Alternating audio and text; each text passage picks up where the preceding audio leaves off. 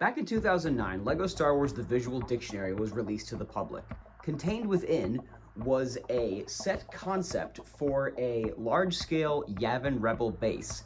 I, like so many young LEGO Star Wars fans, wanted to see what LEGO would do with a Yavin Rebel base. And this was the only look that we had, this unfinished set concept. It would be another 14 years before we got an actual Yavin 4 Rebel base set. And honestly, it's only okay. Now, as a toy, I think the set itself is pretty good. It gives you lots and lots of minifigures, a whole bunch of play functions, and areas where you can pose figures, and lots of different things to do, including a little Y-Wing as well. But I don't think that the set looks a lot like Yavin. I think the proportions are very far off. A lot of people call it like a junior style build, which I definitely understand where they're coming from with that.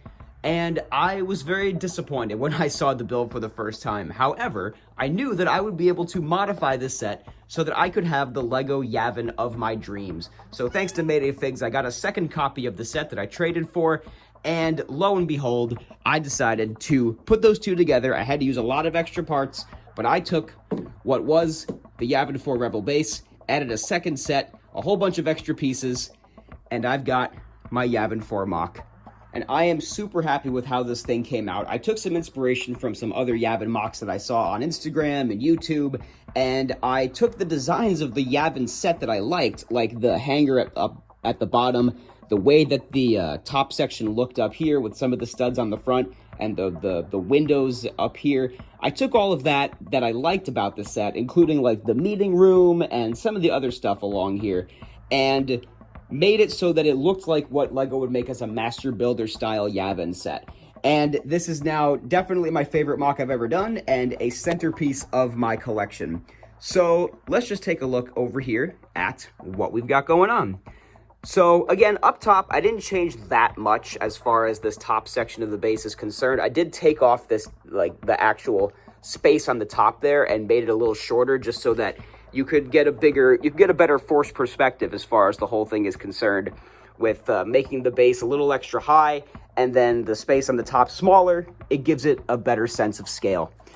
Now underneath here, let's start down with the hanger. There's not too much going on down here. I kept some of the stickers underneath there, but there's an advent calendar build of a X-Wing and the Polybag U-Wing from a long time ago.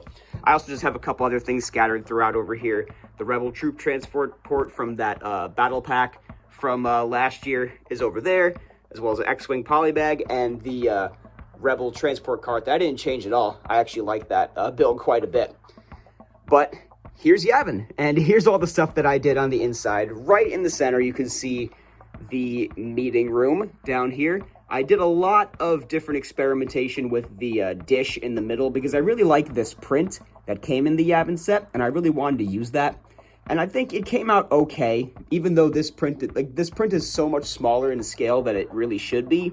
So I had to build up around it quite a bit to give it the proper size to the minifigures, or at least somewhat of a proper size. But we've got Cassian, that pilot, I forget his name, a custom Mon Mothma, because I don't have like any of the GCC ones or the official Mon Mothma. That is an official Mon Mothma torso, though. Admiral Raddus in his chair, and Rebel Friend. Of course, I had to have Rebel Friend somewhere in here. But I really like these big panels that came in the Yavin set. So I wanted to make sure to include all of those, all 4 of them, because I do have 2 copies of the build itself. And there's the 4th copy over there, as well as some of the other stickered pieces from the Yavin build, with different fleet officers over there in that section. And as you can kind of see the way I expanded down here, this little panel was like the only length in between this side and that side. So I expanded that to double the length of each of the sides over there. And I actually compressed the entry point quite a bit. So the Y-Wing from the set actually doesn't fit in there anymore, but it looks a lot more uniform all along. I removed the, actually, I don't think I had hinges over here. There were hinges over here in the set that I removed so that I could make it so that it's a little straighter. I'll show you the more structural stuff a little later on. But over here is the briefing room with a whole bunch of extra chairs, some extra pilots, my custom Bigs back there, and General Dodonna. So this is close to being in the same location as before, just kind of on the back.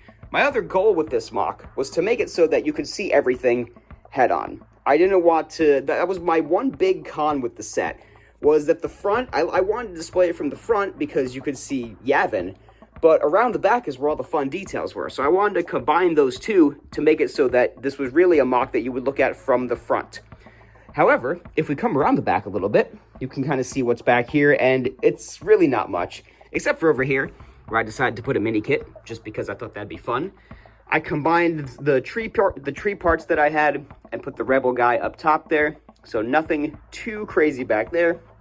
There is a water cooler back here from the set itself, and again, there's really not much going on back here. I didn't even finish doing all the color swaps back here. It's still gray over here, which I think kind of works for Yavin. Now, I don't know what I'm going to put over here. I might do something back here eventually. Maybe something from Andor. I don't know. I'll try to see if I can figure something out for this back section. I thought that maybe when Andor came out, there would be something obvious I could put to add to the Yavin base, but I didn't really get that impression. I was kind of keeping my eye out for something I could put back here. But I really like the mini kit back here, and I think that's cool.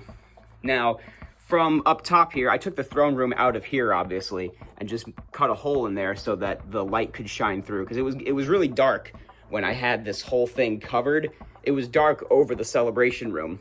Did I say throne room? I meant celebration room. It's still kind of dark up there, but you get the idea. I kept some of the details back there from the set of the vegetation going down the back wall, and all the characters are here, getting their medals and whatnot. I kept the sensor dish that used to be up there in the set, and I kept that down there as well as some extra details back there. And just a little storage room up here, some crates with some ammo and blasters and whatnot. And that's pretty much everything that's in the MOC. So the way I kind of did this was, you can see there's hinge pieces down here, and they're on each corner here. This brick built section is attached back here to the without a hinge piece. I was kind of thinking I would hinge out the whole thing and make it so that it kind of looks like the temple does. But I liked this a lot better because it was much more structurally stable. So the way I ended up connecting all of this was all of these plates, all of these guys are all connected to this main section. This back build comes all around here, and where this top section is, this actually removes, so I'll take that off. This back section here is connected to the hinges, and it kind of makes a little shape of this back here, which is not a plate, or it's not even a full stud length separated from here, and it's actually off by one. You can see where that slit is right there. It's not exactly lined up right. So how I was able to connect all of this was with some what do you call it, the bricks with the holes in them in the middle, and I ran some Technic beams in between all of this. So it's very stable, even though when I was building it, it really wasn't. You could just kind of lift it up from down here, and the whole thing can just be picked up like so. So that's the way that all worked and came together. I actually finished building this like 5 or 6 months ago. I just never got around to making a video about it until now. I figured with Andor wrapped up finally that this would be a good time to showcase my Yavin MOC. And it does go over on that section. I did rearrange a couple shelves over here, so I'm going to go put it on that section and close out this video. Now, when I come down here to work on any projects I'm doing, which as you can see right now, it's not very much. Haven't been doing much LEGO stuff this year. I've got Yavin up there in its place of honor. Very much a centerpiece of my collection now. On top of all the other Rebel Alliance stuff, got my Y-Wing and A-Wing down there. My little Tantive setup down there with R2 in the back.